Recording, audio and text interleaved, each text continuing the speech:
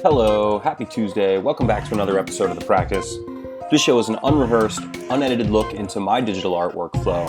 I'm Stuart, I'm a 3D artist, illustrator, and your pal, and I'm excited as always to get into another episode this week. You can see I've got this image pulled up on the screen already.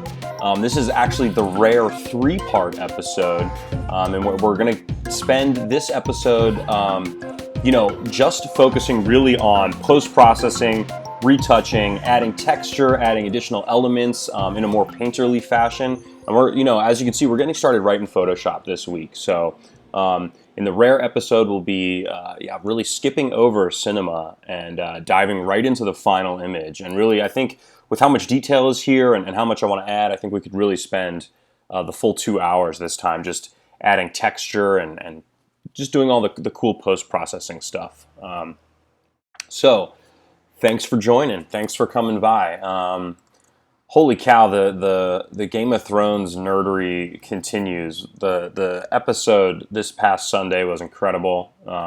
We've been waiting seasons and seasons for that final dragon battle payoff, and I'm super glad to finally have seen that. And I'm kind of glad I added this little cave down here towards the end of last week's episode, because there was a bit of a, I guess, impactful scene down there where they saw little carvings and ran across a ton of dragon glass. So good things for Jon and Daenerys. The other thing I've got here is I've got a handful of textural images that I've sourced, pulled up. So I'm going to add these into the castle and the rocks and cliffs, and just continue pushing that textural feel, because you can see when we zoom in here, a lot of this texture is a little bit one note. It's a little bit too even for my taste. So I think we can bump that up a little bit.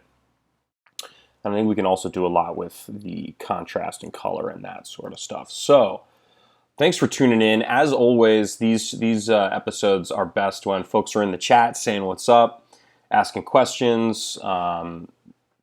For this episode, it'd be great if you want to share your Game of Thrones dorkiness, because I'm all about that these days.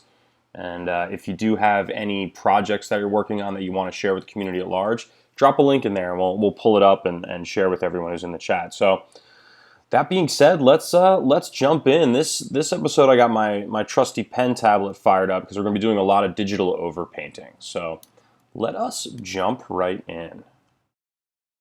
So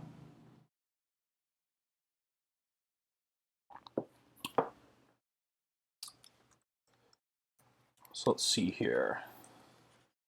So I spent a little bit of time before we started working on some brush presets. I'm not going to go super in depth with these presets, but I do have a fairly simple brush setup where we're affecting opacity and width of the brush with the pressure of the pen.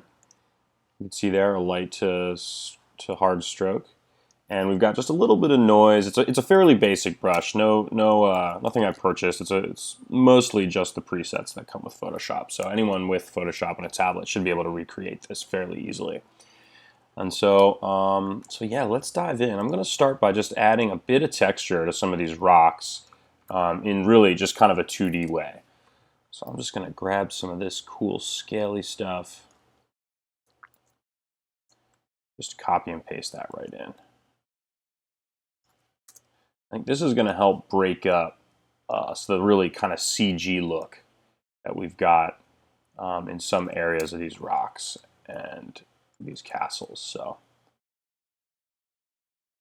what you can do is just sort of drop them in, turn them down a bit. And I like to add a mask and just sort of selectively erase the parts we won't need. Hey Adam, thanks for tuning in. Appreciate it. So this is, as I was explaining, I'm not sure how much of the intro you caught, but this is sort of the rare episode where I'm actually going to be skipping the 3D applications, and we're just really going to be focusing on retouching. So we spent a few episodes working on this castle scene from Game of Thrones. This is actually Dragonstone, the Targaryen family castle, of course. And spent the last 2 episodes really getting in there and modeling the thing out and lighting it and coming up with some cool foggy effects, making a little dragon model that's sitting out on the coast. And what I wanted to do is really, I don't do this frequently enough on the practice, but I wanted to share a little bit more of an in-depth version of my post-processing techniques, some texturing, some color modification, stuff like that. So that's what we're doing today.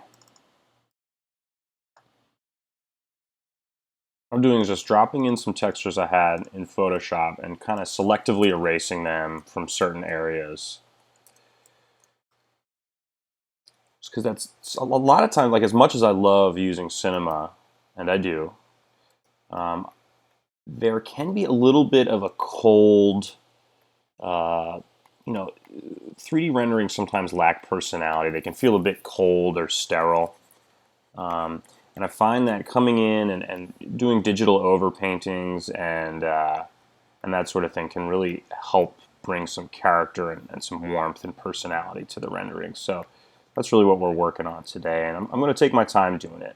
I take my time doing it frequently with other types of projects, but here on the practice, I don't think I spend enough time doing some of this fun post-processing work. So that's what we're into today.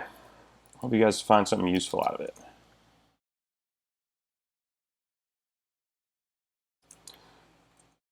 Thanks, Adam. Yeah, so I mean, if you want to go back, it's a lot of hours of footage, but if you want to go back, on my YouTube channel is all of the past episodes, so you can watch them on fast forward. What the heck? Just accidentally hit crop there. I don't want to crop, just want to delete.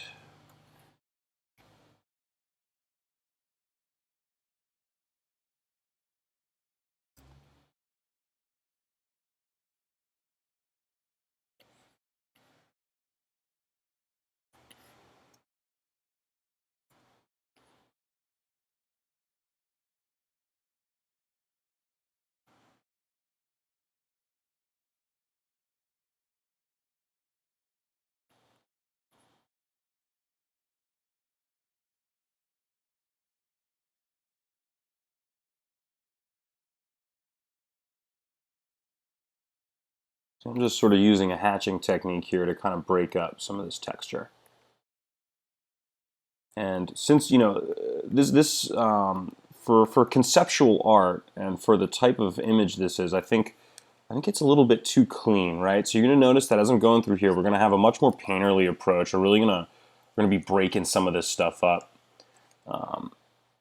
I'm not going to be as neat and clean as I am a lot of the time. I'm not going to be as reductive and geometric and streamlined as I am a lot of the time. We're really going to try and inject a lot of personality and warmth into this. So there you have it. I think you can see already that just adding that bit of texture to the top of these rocks makes it feel a lot more organic and interesting. So, hey, Panic Graphic, thanks. Appreciate you tuning in. I'm going to grab another chunk of this texture. Grab a different piece of it actually, so it feels a little different. I'm just going to keep doing this, and I'm kind of hitting up the upper edges of these rocks.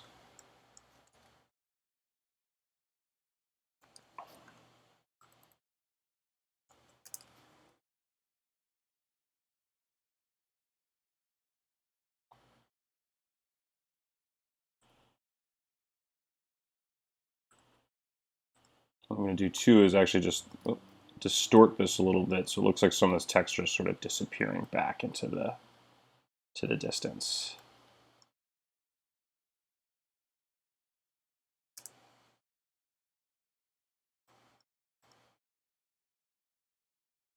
Another technique you can do is just delete the whole thing, right? Add a mask, delete the whole thing, And then I can come in with my brush and just kind of paint some of this texture back in, which is a nice effect, especially if we've got a brush that allows you to control opacity a little bit with the pressure. So now I can just sort of fade it in from the top. And now I'm really just painting with texture, which is kind of a cool thing.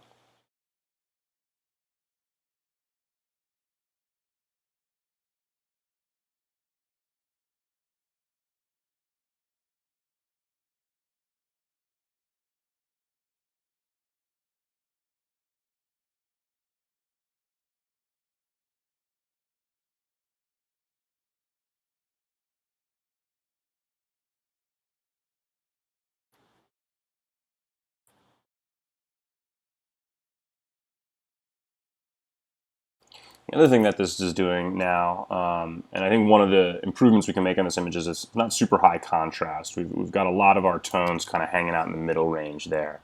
What I think I'm going to do is just increase the contrast in a lot of these areas. Just keep pushing that.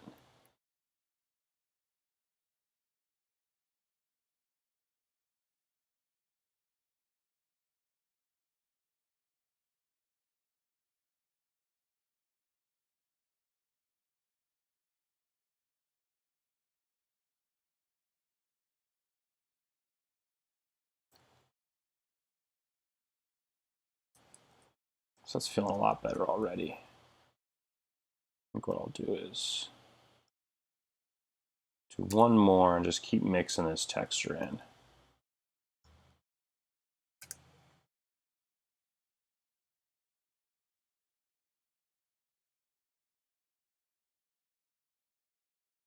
So I'm just making a copy of this. There was a couple spots where we've got an overlap that we need to fill in, or we need to overlap because we've got a sort of a gap in the texture here.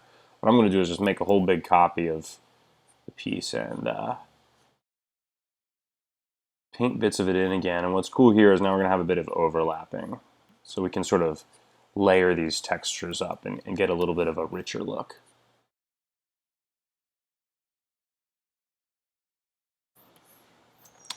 Going buck wild with the textures today, you guys.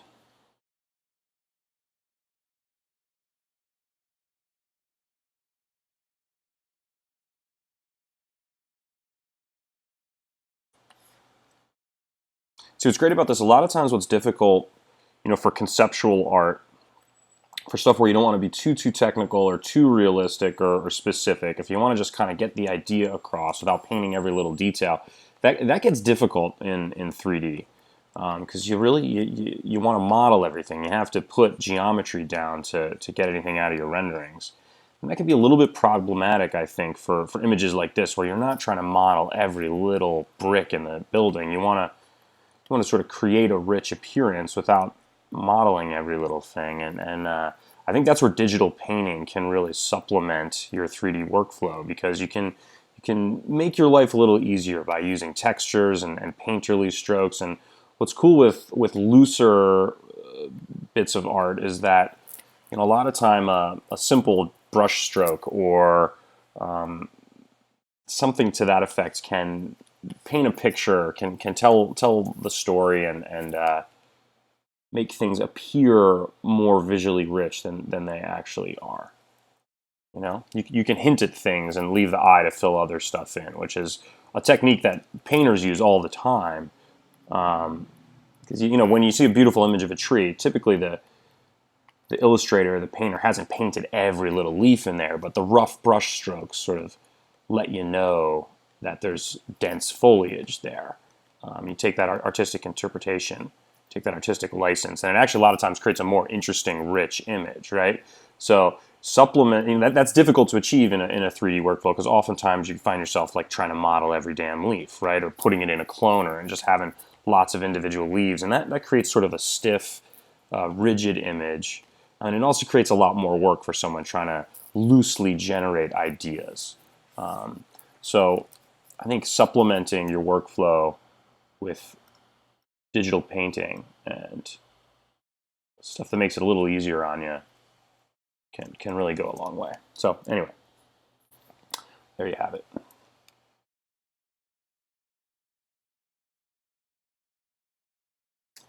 and extend that texture just a hair so I can get a little bit more on here. Whoops. You see, I always try to work where possible with layer masks, just so it's non-destructive. Sometimes I forget and erase part of the source image, which is a pain, but Photoshop allows you to work non-destructively in a lot of ways, and whenever you can, it's really useful to do that. All right, so those rocks are feeling a little better already, right? We're covering up a lot of what we had with the 3D rendering, but I think that's okay. I'm going to bring some of these down just a little bit.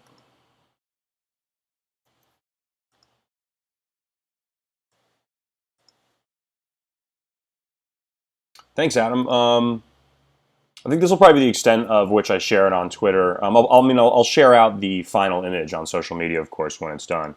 Thanks for stopping by. Hey, Source. No worries. I understand things get busy and you can't catch every single stream live, but that's all good. I'm glad you're able to catch a bit of them. Whoops. Later.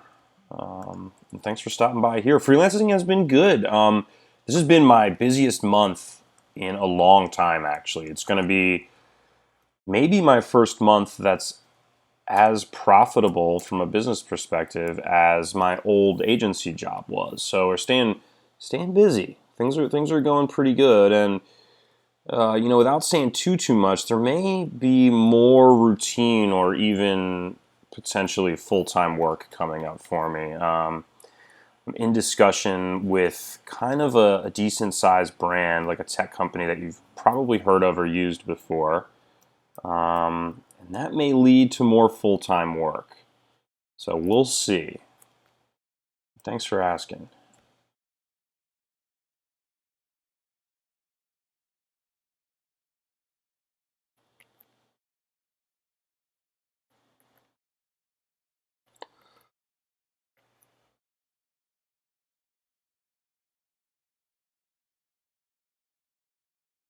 Adding a bit of that texture again to this rock out on the water.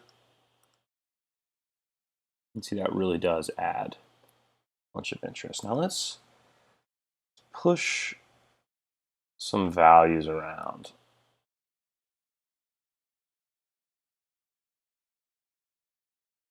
Even that helps a lot. Now I want to be careful because this is supposed to be a misty, gloomy, gray area of Westeros. So I don't want to go too high contrast. And a high contrast image like almost always looks great. But we want to make sure that the mood of the image matches the look, you know? And I want to go for a bit of a gloomy kind of gray look. So I got to be careful here that I don't go just for eye candy, but also try and keep the mood appropriate too, right? So normally I'd come in and just like crush the vibrance and saturation way up, which will look great, right? Bam. Oh, look, cool, it's colorful, but I'm not sure if that's right for what we're doing here. I'm going to push some of these values, of course, but I want to try and keep it appropriate.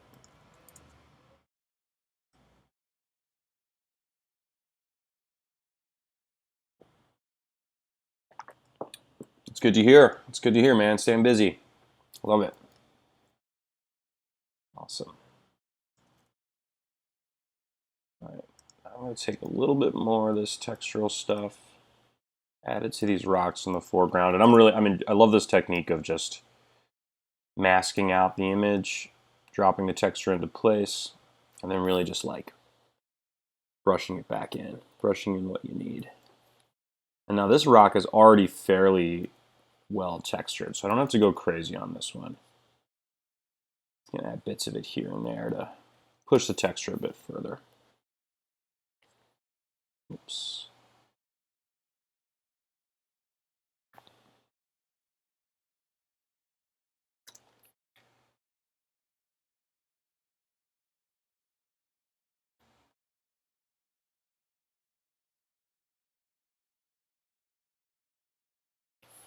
Man, how good was that battle scene? the end of the last episode. Holy cow. Finally, dragons messing stuff up, right? I feel like we've been waiting years for that to happen. I mean, we have. Ever since those dragons were little babies.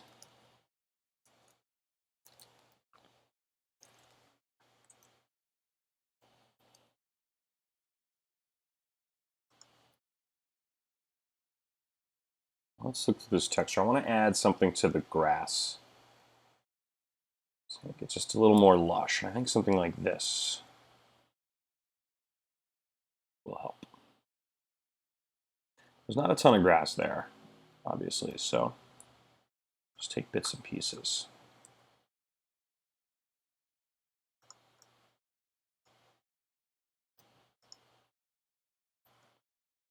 I'll try and stay organized a bit here. So, rock texture.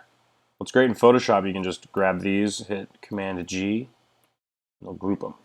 That'll help me stay a little bit more organized. Now these are the same textures. You may recall, maybe 2 months ago, I made a whole landscape, like a whole alien world, just out of these textures and displacement maps. So it was super fun. I think it came out really well. You may recognize some of these. These are actually photos of lichens.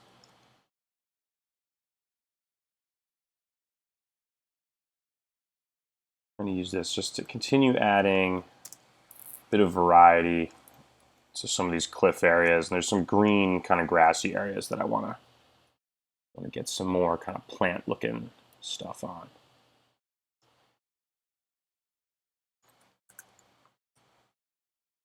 What I might do this time, let's see how this works, just kind of copy more bits of this stuff around.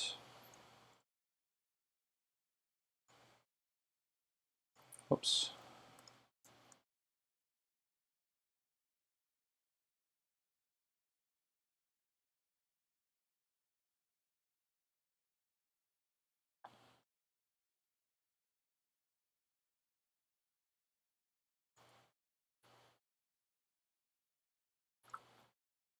What I can do is group these.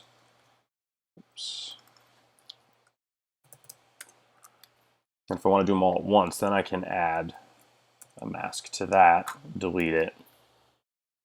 Now I can come in here and continue adding this texture.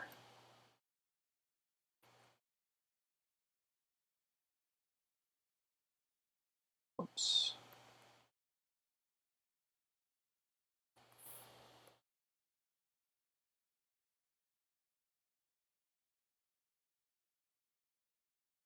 Now you can really just see the photographic texture, which is a bit much. I think I want to do like a, yeah, that's actually looking pretty good.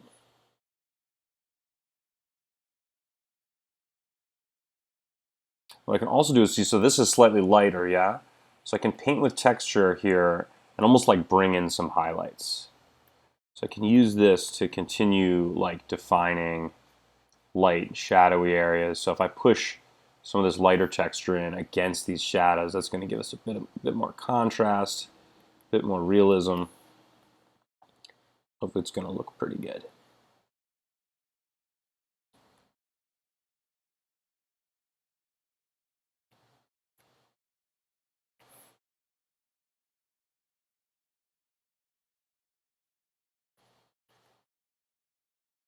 Again, this is really just, it's breaking up a lot of some of the colder, more sterile or kind of hard-edged or rigid bits of the 3D rendering.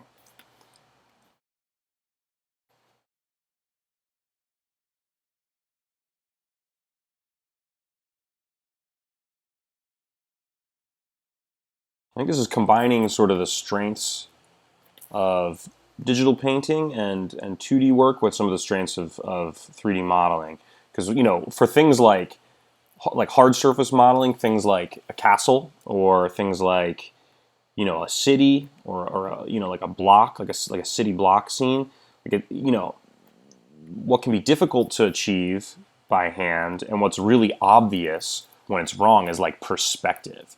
you ever seen like a city street drawn with wonky perspective? It kind of looks terrible, right? But what 3D applications are great at is just applying, like creating simple shapes and having like very realistic perspective applied to them. So if you can use, and I know a lot of really great like comic book artists and wonderful digital painters will actually start with a 3D model and get all of their leading lines and their perspective all worked out, and then they'll come in and do all of their painting over top of that. And we're doing a little bit of that here.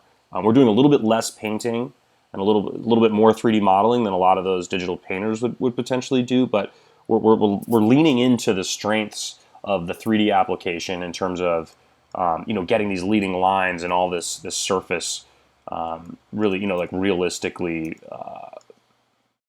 drawn, so to speak, realistically rendered in terms of perspective and light sources and things like that. And then we can come in and add like juicy details and fun textures and really push the color. So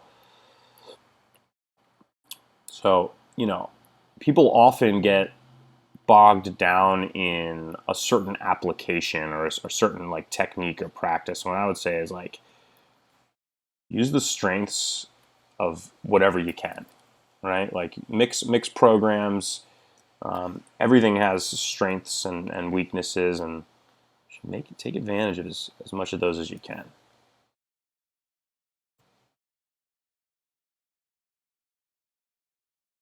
Don't be afraid to experiment. That's sort of what I'm saying here. Some of this is feeling a little bit strong. I'm gonna knock this back a hair. You can see now, I'll just compare the two, right? You can see the richness that we're adding. You can see how with the lichens, at least, I've applied those really to sort of the highlighted areas. And that's really giving us more contrast. It's pushing those surfaces off, the highlighted surfaces off, and giving us that nice little pop. But it's breaking up the kind of static forms.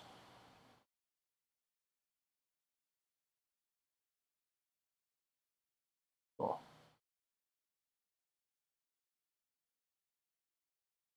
It's great at working in layers. Of course, you can push and pull things back and forward depending on how much you want of them. So that's looking good.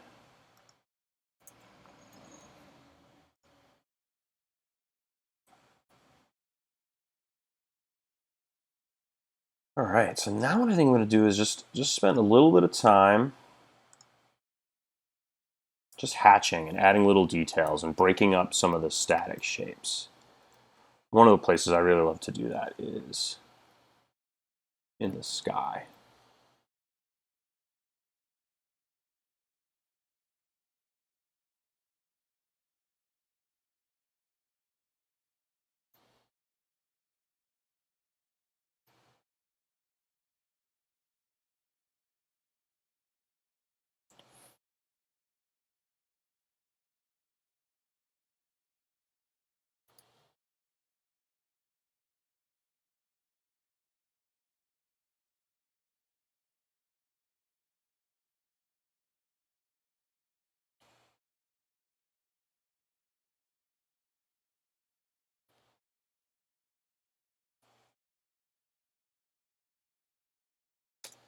You know what, I'm going to start over again. I'm going to bring this above my adjustment layers because we're getting some weirdness with the color, and I want to have slightly more accurate color sampling. So I'm just going to start that over again. It'll only take a sec. So what I'm doing here is just borrowing colors from neighboring areas and then using that to paint over and break up some of these kind of harder shapes to add a little bit of sort of painterly interest to the background.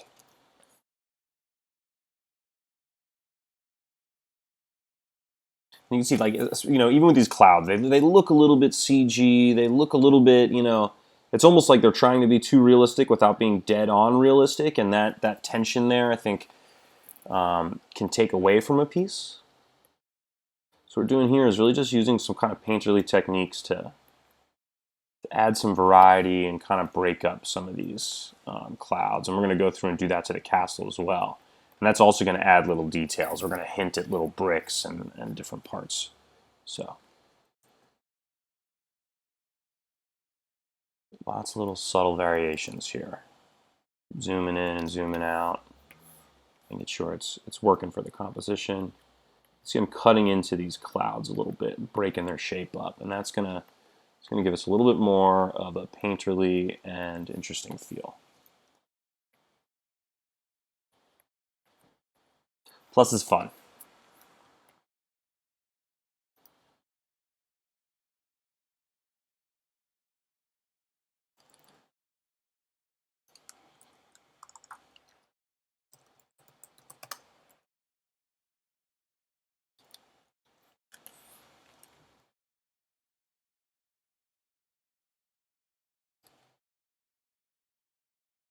Another place this technique's really going to help is sort of along the coastline. We can hint at little bits of water peeking in and out, and things like that.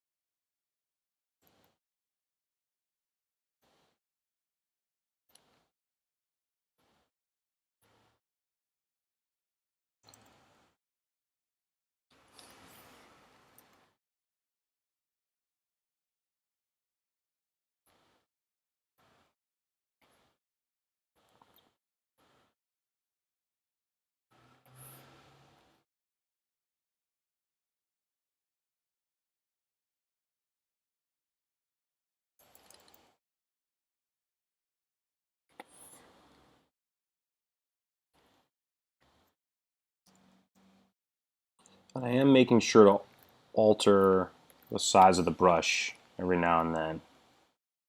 I think you do want to have a little variety there as well. All the same size gets a little bit boring.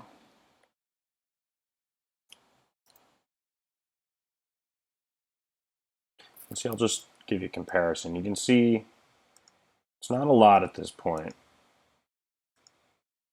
Just these little details add a lot in terms of the overall feel of the image. It's much more painterly, and we're going to continue pushing those details.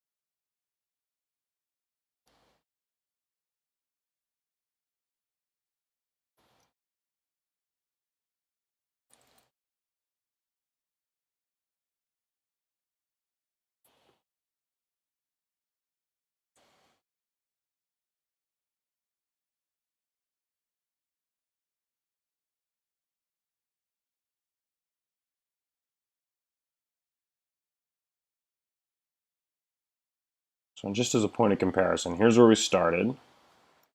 Rock texture, lichens, vibrance, levels. And then some of these painterly details. Yeah, adding a lot.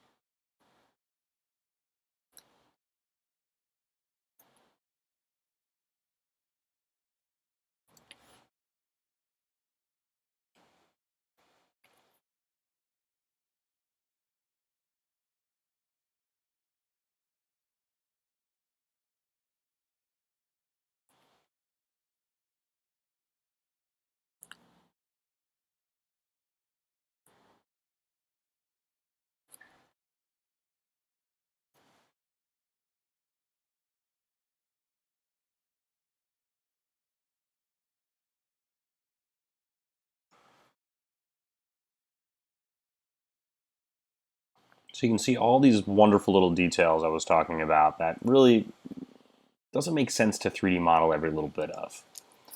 Now I'm gonna get in here and start altering some of the castle details a bit.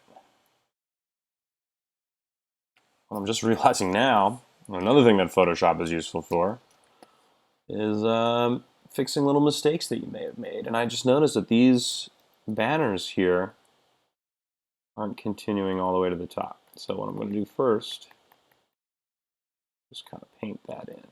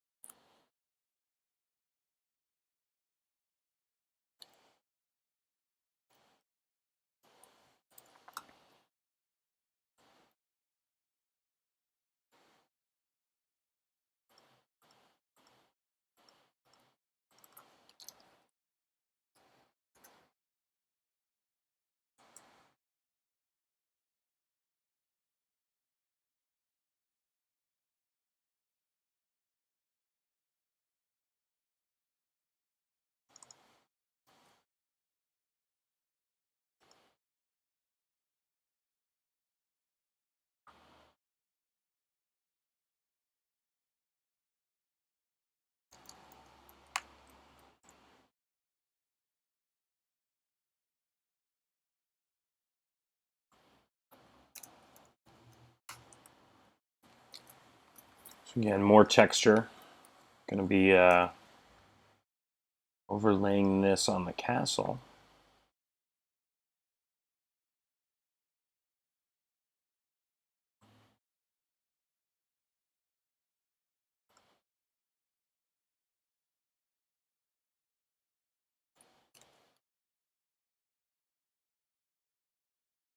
Now I'm not sure, so these red spots look cool, but I'm not sure I exactly want those in there. So I'm going to turn the saturation down so they don't appear quite as red.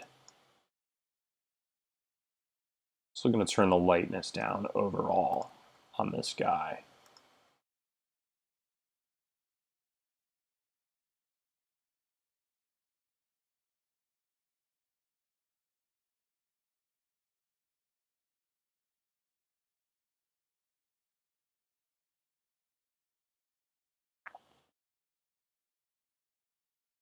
I think what I'll do is use this guy really to paint some shadows in, some additional shadows, get a little more darkness going on.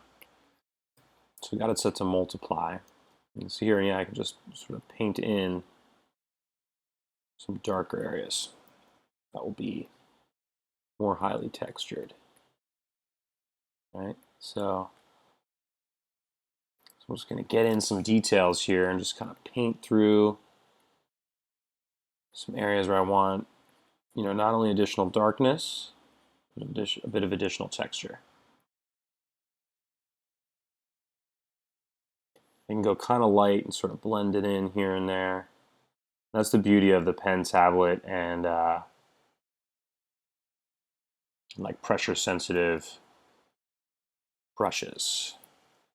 Really just kind of nicely blend things in here.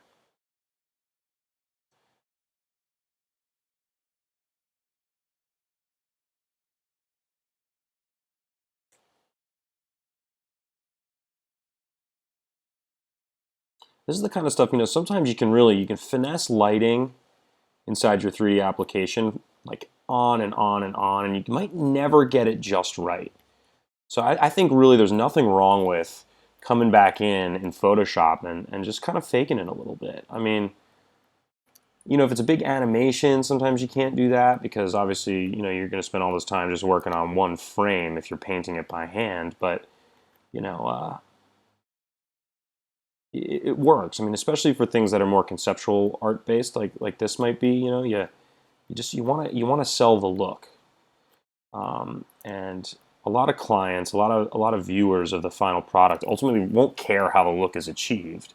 They just want a badass look when all's said and done. So I think this is one way to make things a little easier on yourself, get exactly the shading and the type of look you're going for without like spending a million years lighting and relighting and tweaking things inside your 3D application like Cinema.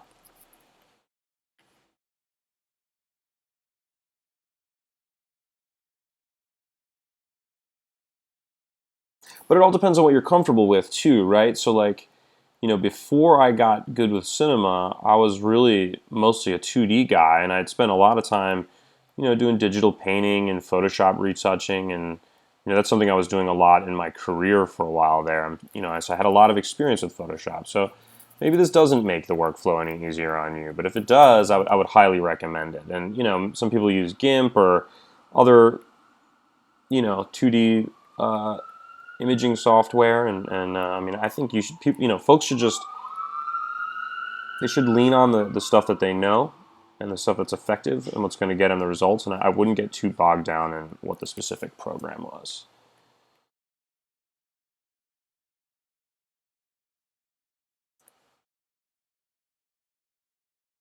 What I'm also doing is I'm using these shadows to sort of differentiate some of the surfaces. Like you can see, these two surfaces sort of blend together.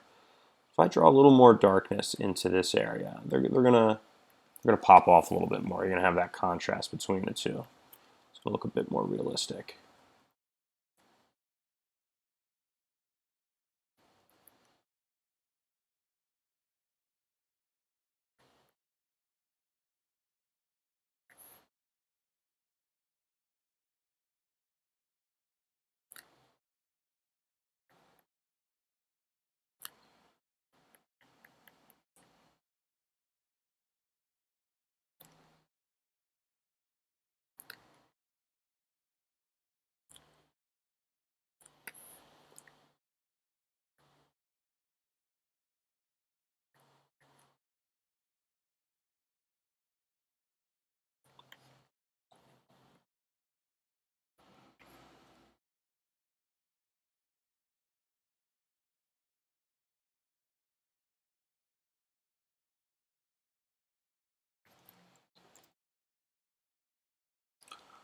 So let's compare pre and post shadowing.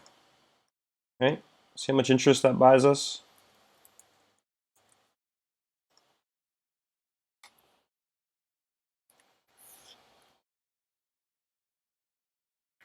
Now, here's the Targaryen Sigil. It's not super realistic based on the way I think the book and the show um, highlight. Well, I mean, it's a realistic. The sigil itself is right. This I pulled on from someplace online and um, added it to the model via, I think, an alpha channel. But what I mean to say is the sigil isn't on the castle quite like this in the books or the movies, but taking some artistic license here. What I'm going to do is just paint in some of these highlights a little bit more so that you can see them a little better.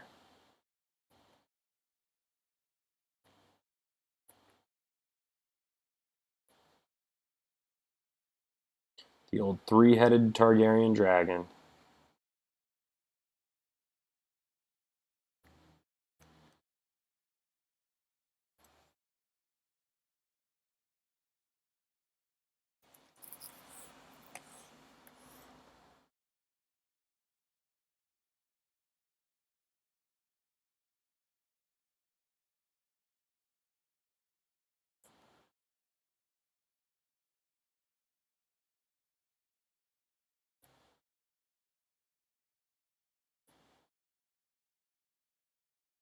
Oops.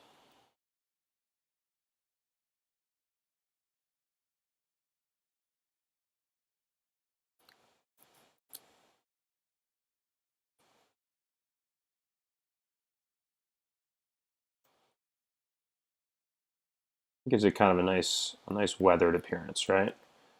And I'm gonna drop in a bit more of this textural shadow stuff behind it, which I think is gonna be a little bit more of a weathered look and get slightly more realistic.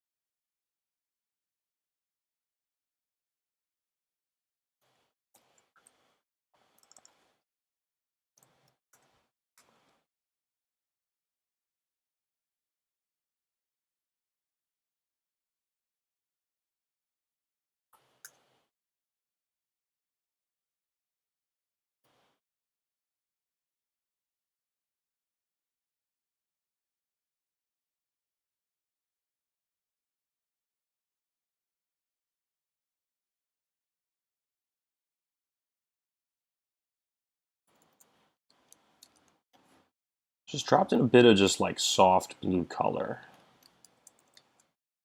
Might try and push the appearance of this mist a little bit.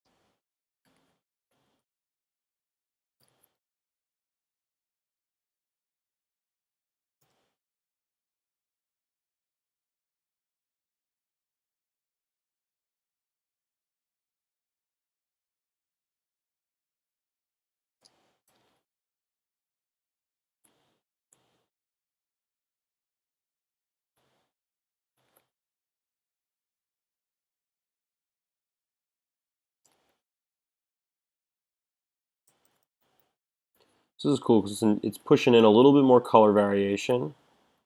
And it's another sort of layer I can use to create, atmospheric perspective, which is neat.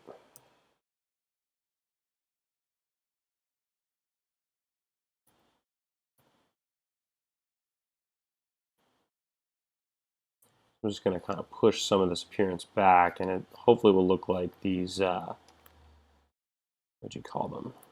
These bits of the castle that stick out. Buttresses, maybe? Making them look as though maybe some of them sort of recede backwards. And they're like popping out of the mist to a certain extent.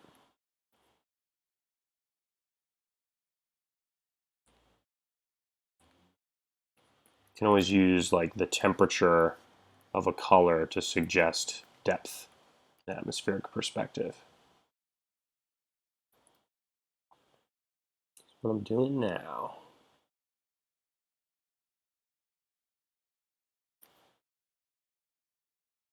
The farther things get away, the more blue they will appear. Just to rule how we see. So colors on the cooler end of the spectrum with a longer wavelength travel further. And our eye can see them from farther away, which is why the things that are far away appear more blue or purple. I said that 10 or 15 times over the course of this show. But it's a super useful technique and something to keep in mind when you're lighting and coloring. So let's do it again. Let's go all the way back to our original image. Here's where we started. Let me just show you that building up these layers on top of our rendering can really inject a lot of additional interest, personality, stuff like that. So, getting there.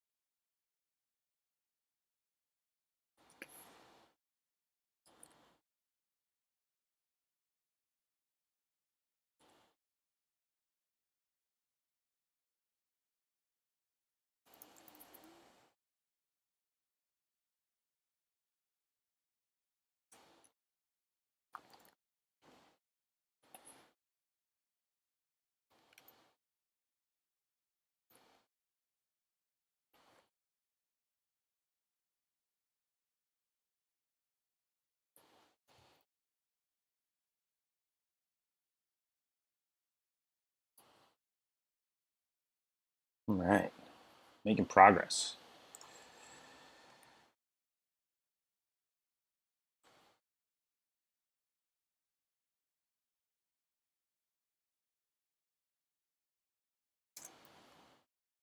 I think I'm going to apply this texture to the castle again, but not in a dark way. So let me turn this off for a second, show you what I mean. So the last version of that texture, we used it in a dark way to exaggerate some shadows, throw a little texture in there. And now I want to use it, I think, just in a strictly textural way to apply kind of some overall texture to the whole piece. The way I'm going to do that then is actually make it a bit smaller. So we've got some kind of cracks and texture going on. And you can see actually in the places where it's on the castle, it looks pretty great. So I'm just going to push some textural pieces around. Just keep it really light and kind of erase around the edges.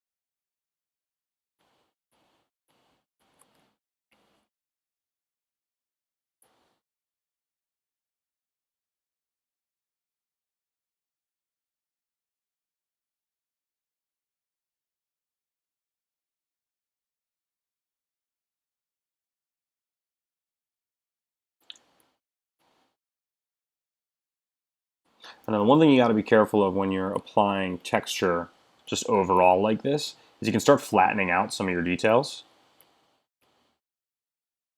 So I want to make sure that I'm erasing areas that need to be highlighted or not so textured, and just making sure we're not losing any of the forms that we've worked so hard to establish. So I think it definitely, this texture definitely adds a lot of interest to this castle, makes it a lot more realistic in a way, but we just got to be careful that we're not overdoing it and having the texture overtake the actual form of the piece.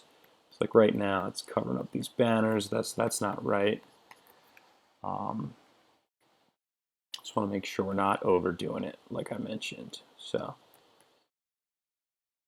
take it back just a little bit.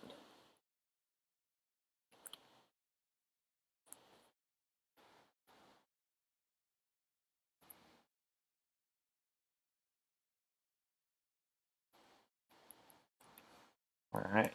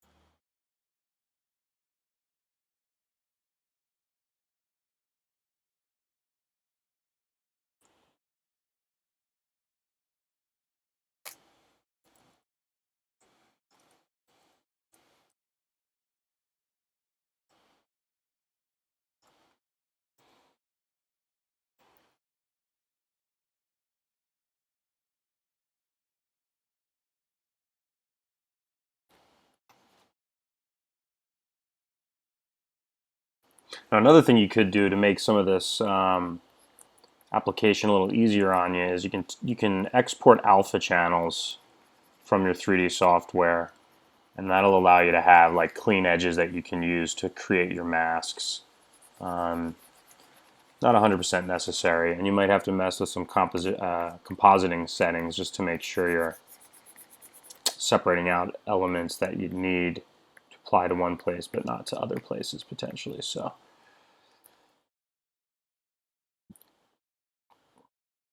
that is one way to streamline a bit.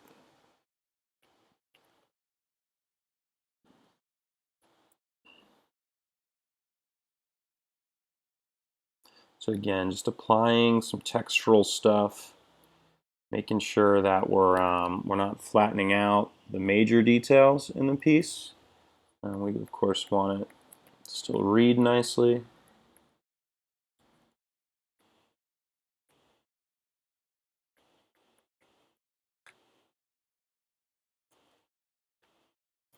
These cracks do really give the stone a much more realistic look. And it's a lot easier to try on textures in Photoshop than it is to add them to your model and wait for all that to render and do that over and over again and tweak, do it over and tweak and do it over. This allows you to just kind of apply it real quick at once and then select, it's also a lot easier to do this kind of thing that I'm doing now in terms of selectively applying to a finished rendering as opposed to like UV mapping everything, which I know some artists are really good at. I'm not super good at UVing. So when it comes to just a static image, a lot of times I find it's easier to just throw those details on in Photoshop as opposed to trying to do that in the 3D software. So, and that's the other thing. I mean, I guess this is my workflow. It doesn't have to be yours. Hopefully, you can find little bits and pieces that are useful. You can incorporate them into your work, but it should always be the way you like to work. What yields the best results for you. This is by no means the only way to do things.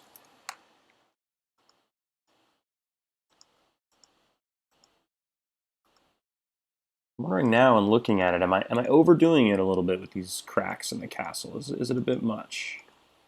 Perhaps. Just got to make sure I'm not taking away from the overall composition by adding little doodads like this. So I'm pulling it back a little bit here and there. I might just turn the whole thing down a little bit.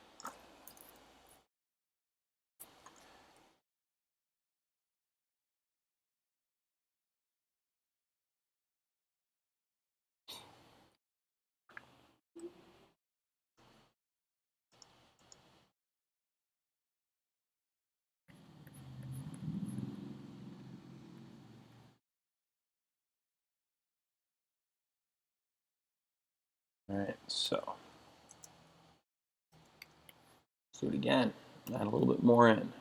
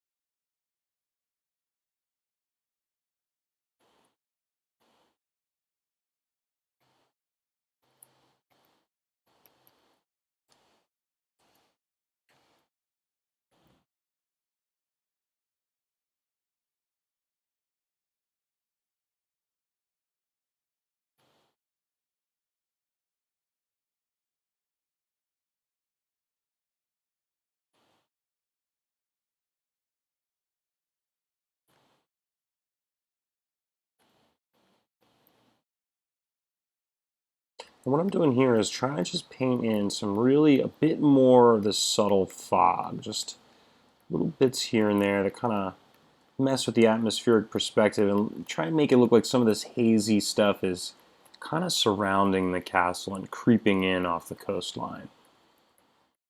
Of course, mist is very light and very subtle, but it sort of covers up some of these little details. So try to bring a little bit of that back in.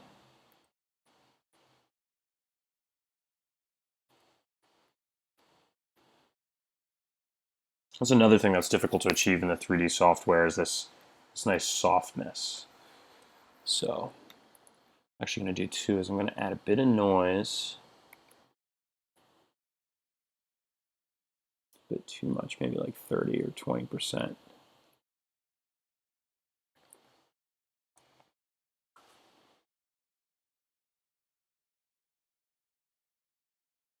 And then I'm going to blur that.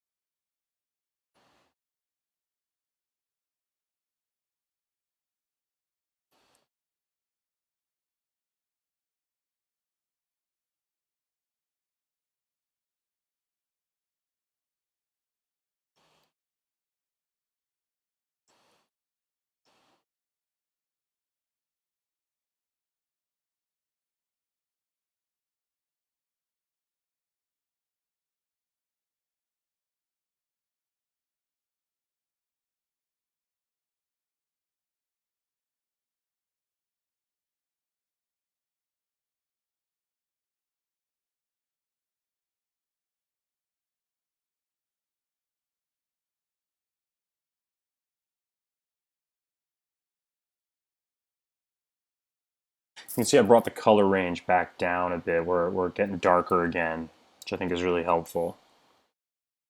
And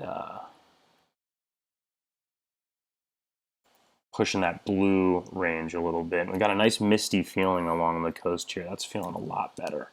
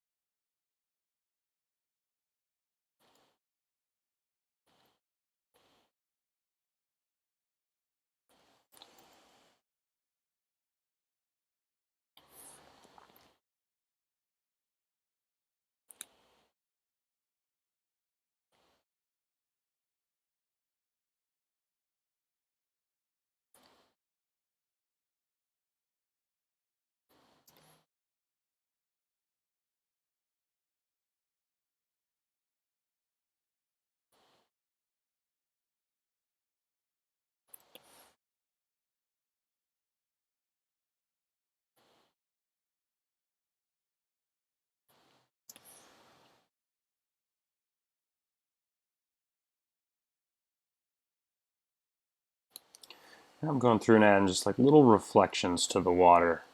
These little bits of detail can go a really long way, especially along the coastline. And water is the type of thing too, where to paint every little wave or to try and model every little wave would be kind of nuts. But you can really come in here and kind of paint some stuff in and add a lot of interest relatively simply.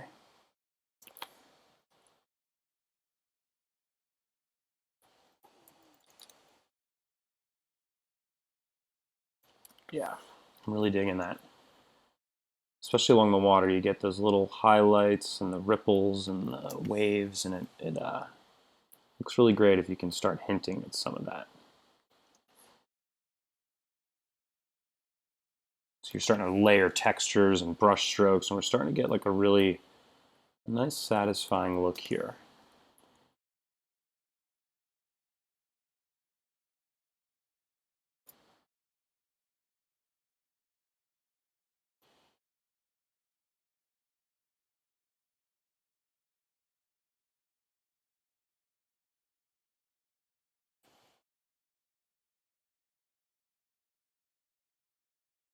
So we're getting really close. I think I just want to keep in at this really tiny brush size. Just keep painting, just keep going through and painting little details in.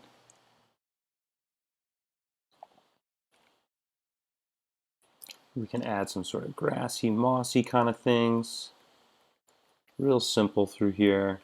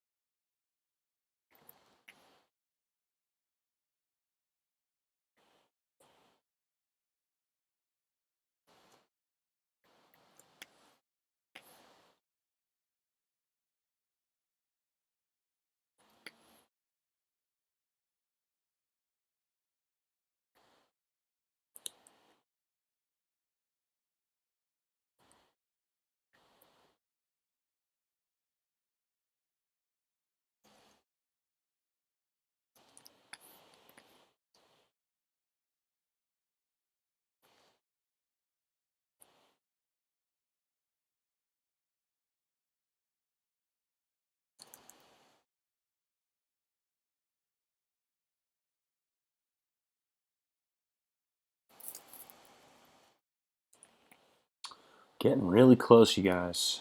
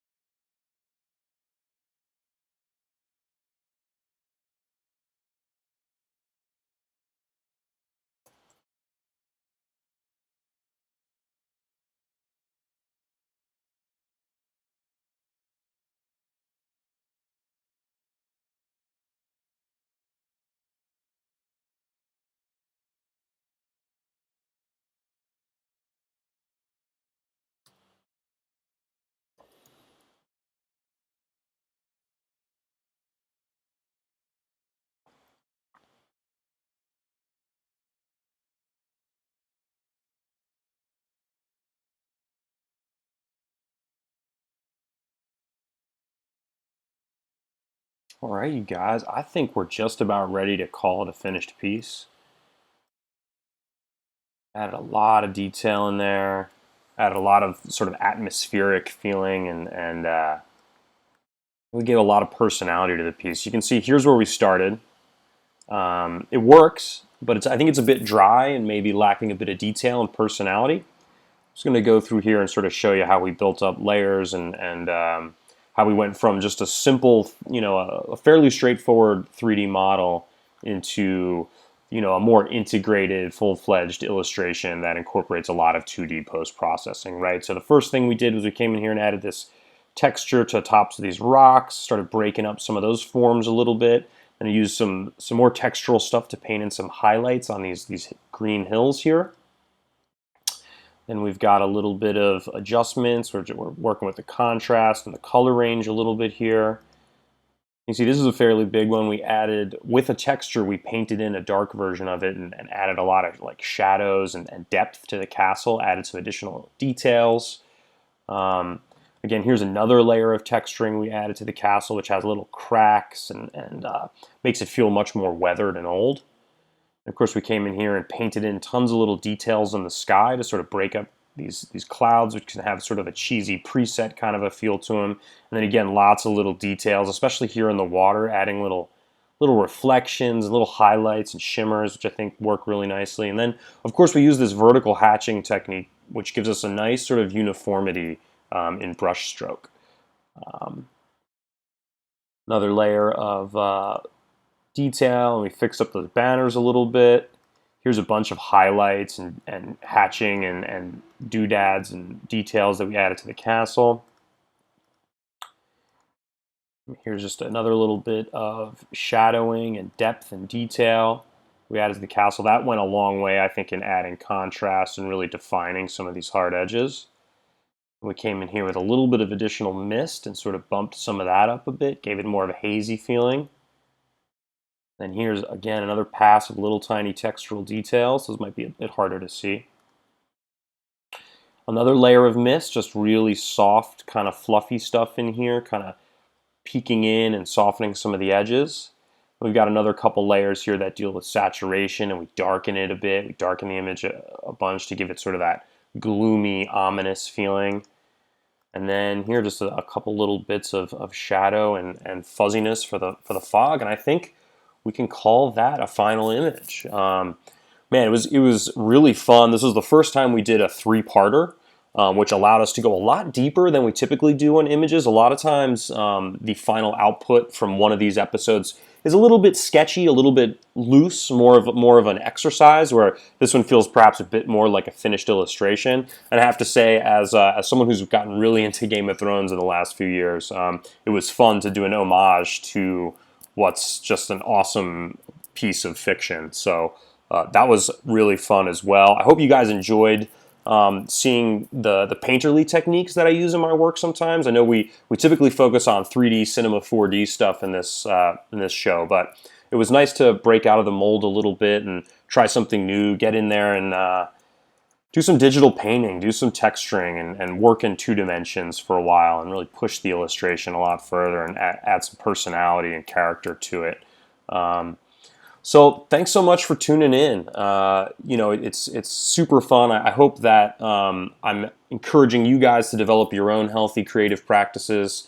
So please, if you enjoyed what you saw, if you thought it was useful, hit like, hit subscribe, share it with a pal. If you want to keep up with my work and what's going on, hit me up on Instagram at DLGNCE. Don't hesitate to shoot me a note or reach out with any questions. I love to stay in touch with the community as much as possible. And until next time, we'll see you next week at 9 Pacific, 12 Eastern. This is Stuart saying goodbye. Thanks.